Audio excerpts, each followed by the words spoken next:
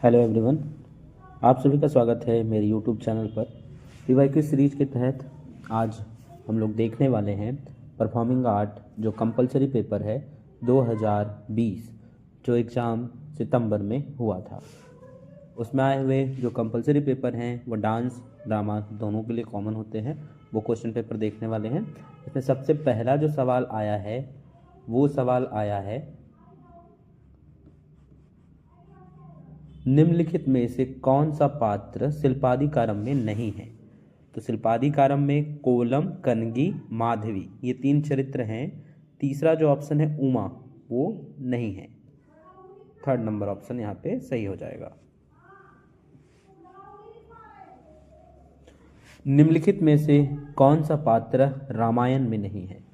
कौशल्या है, उर्मिला है, बृहन्नला। जो अर्जुन हैं उन्होंने बृहन्नला का रूप धारण किया था, तो ये आपके महाभारत से संबंधित हैं। बाकी तीन नाम रामायण के चरित्र से हैं। अगला सवाल, हमें निम्नलिखित में से किस में रैवतक पर्वत पर बलराम की क्रीड़ाओं और द्विविधा के पक्ष का वर्णन मिलता है। तो ये भागवत पुराण, स्कंद पुराण, विष्णु पुराण, शिव पुराण। तो ये मिलता है आपको भागवत पुराण में। रैवत पर्वत पर बलराम की क्रीड़ाओं और द्विविधा के युद्ध का वर्णन, भागवत पुराण।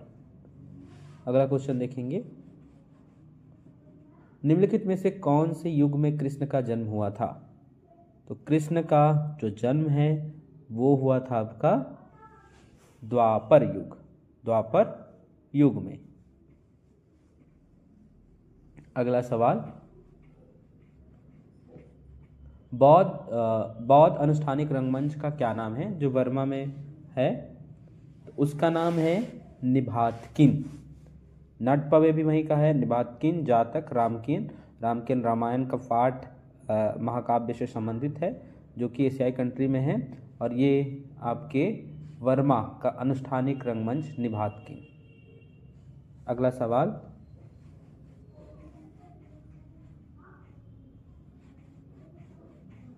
पंद्रहवीं शताब्दी के दौरान जापान के निम्नलिखित में से कौन से परिहासपूर्ण अंतराल कॉमिक इंटरल्यूड है। तो कॉमिक इंटरल्यूड के रूप में आया था क्यूगेन। ये नोह के अंदर होता है कॉमिक इंटरल्यूड। बाकी सारे जापानीज फॉर्म है।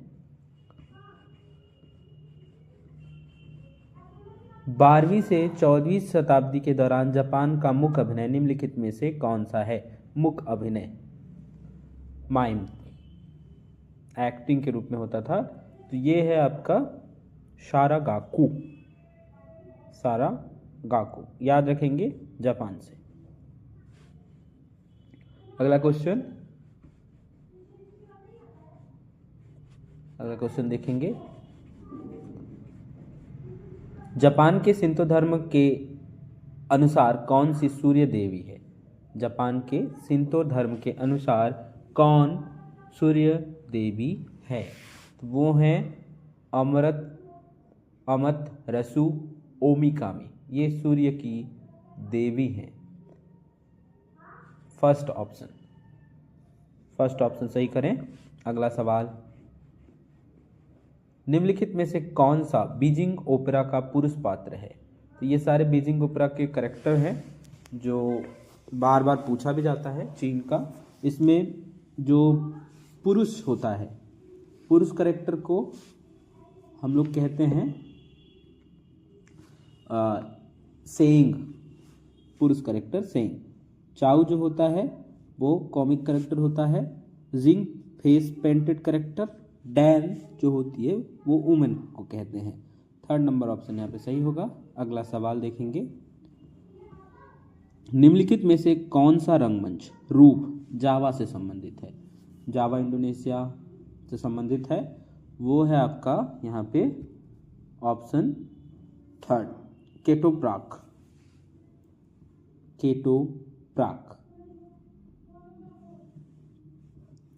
अगला सवाल, कौन सा चीन के नाटक का आदि रूप है, पुराना रूप।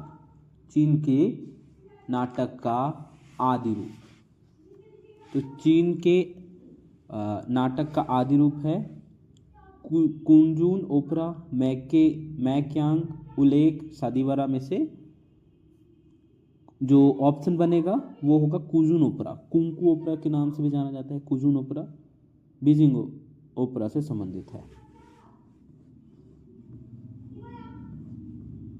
कृष्णट्टम 8 नाटकों का एक चक्र है। निम्नलिखित में से कौन सा नाटक 5वें चक्र में होता है? तो एक चक्र है इनके, और इसमें जो 5वां चक्र होता है वो स्वयंवरम का होता है। वन वदम युद्धम विविधवदम राजक्रीड़ा ये चीजें होती हैं, और स्वयंवरम जो होता है वो 5वें क्रम में आता है। नाट्यशास्त्र के अनुसार निम्नलिखित में से नासिका की चेष्टा का वर्णन कौन सा करता है? तो इसमें नासिका नाक से संबंधित है और उसको वर्णित करता है विकुंठित, विकुणित, विवर्त, कुंचित, विद्युत, ये सारे सर के विक्रम हो सकते हैं और आंखों के विक्रम है। तो ये जो क्रियाएं हैं, मूवमेंट है, उससे रिलेटेड है। इसे भी आप YouTube में वीडियो डला हुआ है नाट्यशास्त्र से संबंधित अभिनय के पक्षों में देख सकते हैं।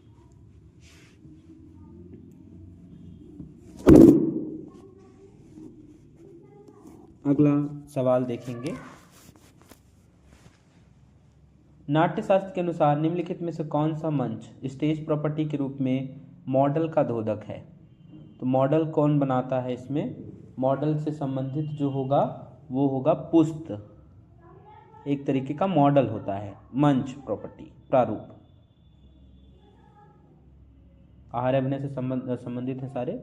65 नंबर का क्वेश्चन देखेंगे। भरत ने भिन्न इलाकों या किसी इलाके के भिन्न भागों में नाटक की प्रस्तुति के दौरान एक साथ दृश्य दिखाने के लिए कौन सी युक्ति विहित की है? नागदंत, सोपानाकृति, कक्ष विभाजन, यवनिका। तो उन्होंने कक्ष विभाजन का युक्ति दिया है, कक्ष विभाजन संबंधित। अगला देखेंगे।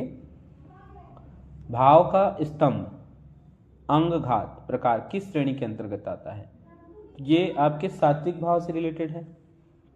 सबसे पहला नाम ही है सात्विक भाव, भाव स्तंभ। अगला सवाल देखेंगे, क्वेश्चन नंबर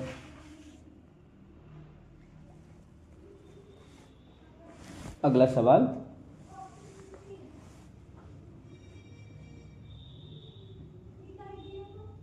निम्नलिखित में से कौन सी वृत्ति एक वीरतापूर्ण नाटक के लिए उपयुक्त सशक्त वृत्ति है?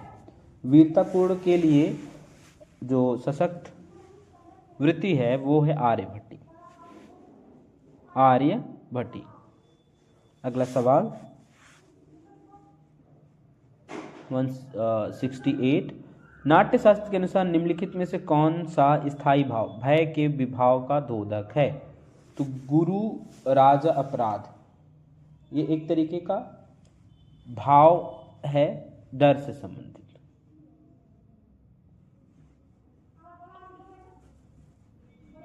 नाट्यशास्त्र के अनुसार तंत्रीवाद को किस नाम से जाना जाता है?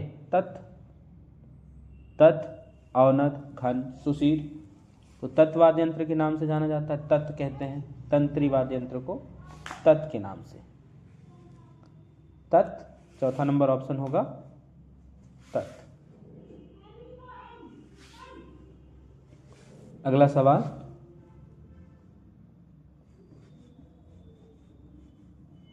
भास द्वारा कथित रूप से लिखे गए बाल चरित्र दूत वाक्य में विष्णु के विभिन्न शस्त्र एवं गरुड़ नाटकीय चरित्र के रूप में प्रवेश करते हैं।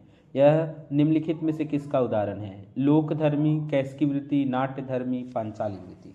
तो एक तरीके का इसमें जो पाठ आ रहा है वो नाट्य धर्म का आ रहा है, क्योंकि इसमें सारे नाटकीय चरित्र हैं, नाट्य धर्मी अतिरंजना के साथ प्रस्तुत कर रहे हैं।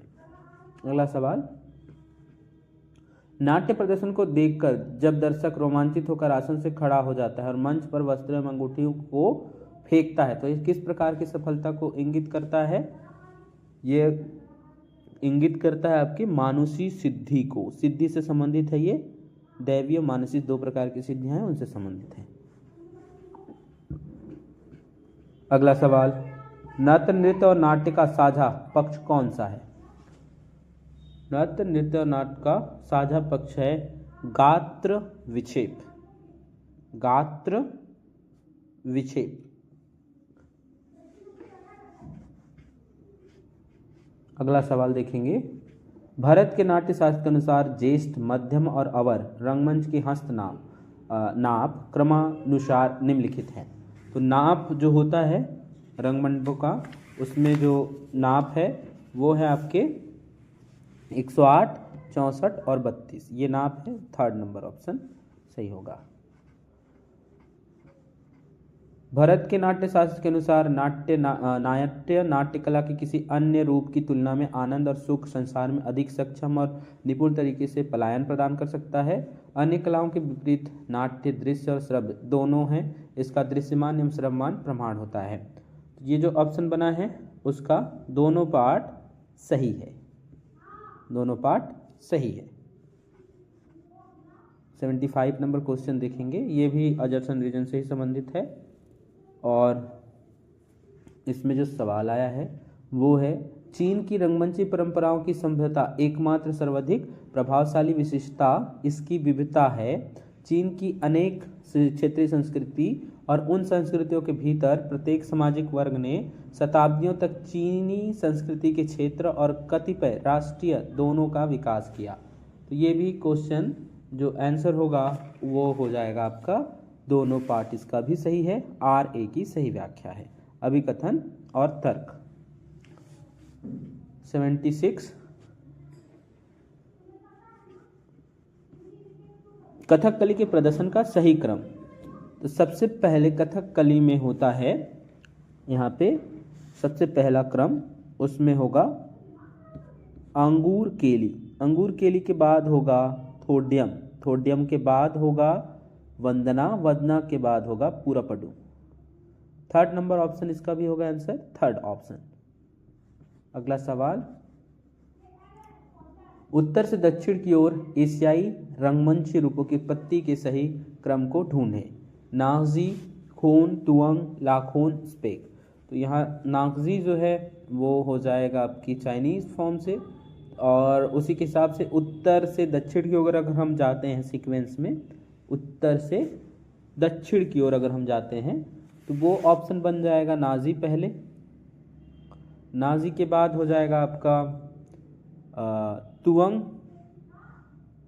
तुअंग, तुअंग के बाद हो जाएगा खोन, खोन के बाद लाखोन, स्पेक।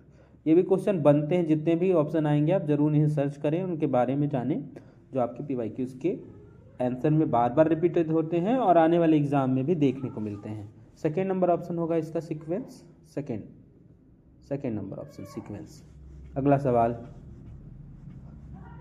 महाभारत में उपस्थिति के अनुसार चरित्र के सही क्रम को इंगित करें। इसमें उत्तरा, सत्यवती, हिडम्बा, माद्री नाम है और ये संबंधित हैं आपके। सबसे पहले जो आती हैं वो सत्यवती हैं, उसके बाद माद्री आएंगी, माद्री के बाद हिडम्बा, हिडम्बा के बाद उत्तरा। ये क्रम है एंट्री का। ऑप्शन बन जाएगा आपका 4। अगला सवाल, विकृष्ट या आयत नाट्यगृह के निम्नलिखित पूर्व पश्चिम से पूर्व तक के क्षेत्र भागों को व्यवस्थित कीजिए, जैसा कि भरत ने नाट्य शास्त्र अध्याय 2 में वर्णित किया है। तो सबसे पहले ये कह रहे हैं पश्चिम से पूर्व की ओर। तो पश्चिम में हम लोग का रंगमंच ही रहता था, पूरब में जो दर्शक होते थे वो होते थे। तो इसमें जो ऑप्शन बनेगा वो बन जाएगा आपका, सबसे पीछे वाला क्रम पे क्या होगा, सबसे पीछे होगा आपका नेपथ्य, नेपथ्य गृह, पश्चिम वाले क्षेत्र में नेपथ्य गृह।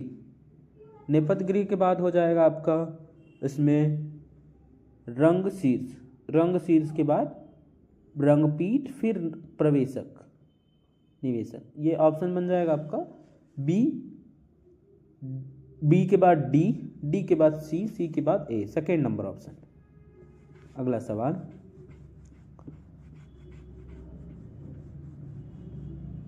पूर्व रंग की निम्नलिखित पदों का सही क्रम चुनिए।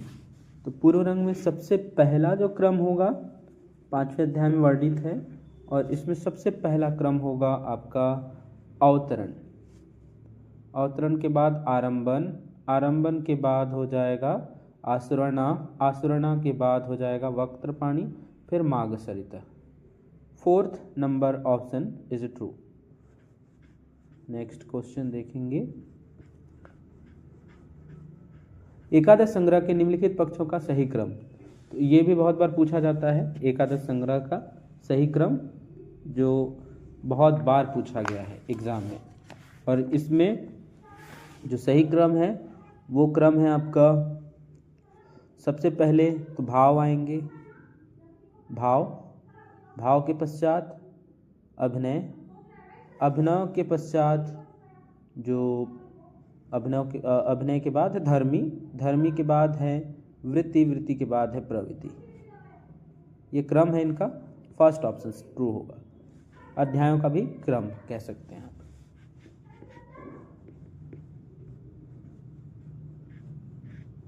अगला सवाल, निम्नलिखित में से किन 3 विचारकों का कला के संदर्भ में भावाभिव्यक्तिवाद में विश्वास है? भावाभिव्यक्तिवाद, तो इसमें जो विश्वास रखते हैं वो हैं आपके यूजीन वरोन और लियो टॉल्स्टॉय, यूजो हिर्न।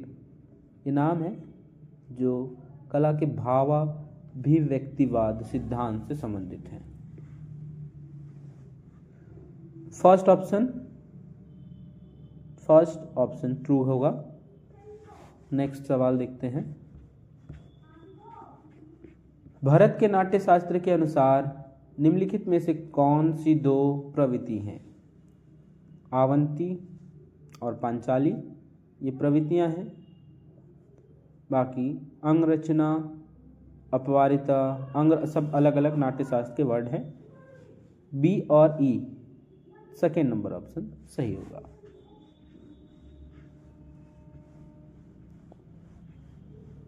नाट्य शास्त्र के अनुसार निम्नलिखित में से कौन से 3 संचारी भाव श्रृंगार रस से संबंधित है? ये भी बहुत बार क्वेश्चन में आता है और रिपीट भी होता है बहुत बार। श्रृंगार रस के संचारी जो भाव हैं, तो श्रृंगार रस के जो संचारी भाव हैं वो होते हैं आपके यहाँ पे सबसे पहले तो ग्लानि है, इसमें ग्लानि के बाद शंका भी है, शंका के बाद असूया भी है। ये तीनों पार्ट आते हैं आपके श्रृंगार रस के भाव, संचारी भाव है। पहला ऑप्शन सही करें, पहला। अगला सवाल, निम्नलिखित में से किन 2 विचारकों ने कला के सिद्धांत के रूप में अनुकरणवाद का प्रतिपादन किया था? अनुकरण का जिन्होंने किया था वो थे प्लेटो और एक थे अरस्तु। 2 ही थे, प्लेटो और अरस्तु। तो ए और ई कहाँ दिया हुआ है? फर्स्ट ऑप्शन पे ही दिया हुआ है, ए और ई। 4थे यूनिट से है और ये बहुत बार पूछा जाता है। निम्नलिखित में से कौन से 2 कर्नाटक केरल की कठपुतली थिएटर हैं? तो कर्नाटक और केरल के 2 कठपुतली फॉर्म हैं वो हैं आपके गोम्बेयट्टा और नूल पावकुथु। ये 2 नाम हैं, बी और डी। 3rd number option.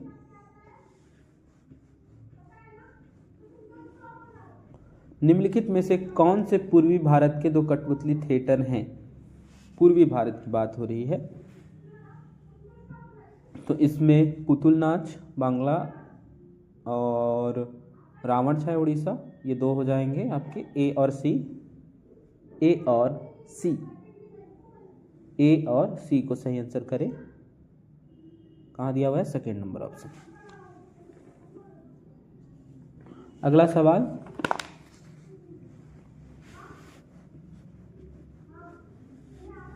निम्नलिखित में से कौन से 2 धर्तरी पात्रों के प्रकारों से संबंधित नहीं है? इसमें जो धर्तरी पात्र हैं वो संबंधित नहीं है जो वो हैं आपका काठी और थेपू। काठी और थेपू ये धतरी पात्रों के प्रकार नहीं हैं। चुवन्ना और करूथा ये पात्र हैं दक्षिण भारत के फॉर्मों के। ऑप्शन हो जाएगा आपका ए और सी, फोर्थ ऑप्शन। अगला सवाल, निम्नलिखित थिएटरों में से किन दो का विकास चीनी और कोरियाई संस्कृति के प्रभाव में 7वीं और 10वीं शताब्दी के मध्य जापान में हुआ, जिनको जापान में व्यापक रूप से सराहा और अनुकरण किया जाता है? तो फॉर्म कौन से हैं? सबसे पहला जो फॉर्म है वो है आपका गिगाको, चीन से संबंधित है। उसके बाद है दूसरा फॉर्म बुगाको। ये दोनों पार्ट जो हैं चीन और कोरियाई संस्कृति के प्रभाव में हुआ है जापान में। ऑप्शन जो होगा वो फर्स्ट ऑप्शन ही हो जाएगा। मैच करने के लिए क्वेश्चन है, Lakshman, Bhishma, Brihannala, Jatayu.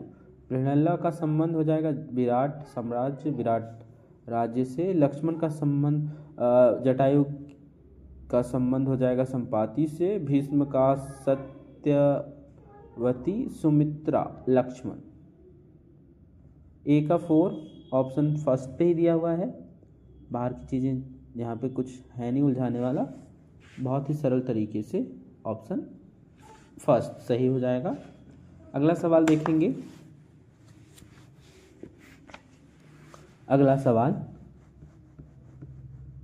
Cambodia, Laos, Verma, Thailand. ये भी बहुत बार नाम पूछे जाते हैं। अभी जस्ट मैंने ऊपर बताया था आप लोगों को। वर्मा का जो फॉर्म होगा वो हो जाएगा यहाँ पे वर्मा, सी का फर्स्ट कहाँ पे दिया हुआ है? फोर्थ ऑप्शन पे, सिर्फ एक ही जगह दिया हुआ है। उसके आधार पे भी आप सॉल्व कर जाएंगे। तो यहाँ पे कंबोडिया, लाखोन खोल, लाओस रिलेट हो जाएगा नांग दालुंग, वर्मा नट पवे, थाईलैंड लाकोन फाइनाई। तो इस तरीके से सवाल फोर्थ नंबर ऑप्शन सही हो जाएगा। अगला सवाल, परिखंड, सिलाम्बन, थांगटा, कलरीपट्टू। केरल से संबंधित है कलरीपट्टू, मार्शल आर्ट फॉर्म है। परिखंड रिलेटेड है आपके ओडिशा, सिलाम्बन तमिलनाडु और थांगटा रिलेट हो जाएगा मणिपुर से। तो ए का 4 एक ही ऑप्शन पे दिया हुआ है, फोर्थ नंबर ऑप्शन। ए का 4 फोर्थ नंबर, ए का थर्ड है, सॉरी ए का उड़ीसा है ना परिखंड का, तो ये थर्ड नंबर ऑप्शन पे सही करेंगे।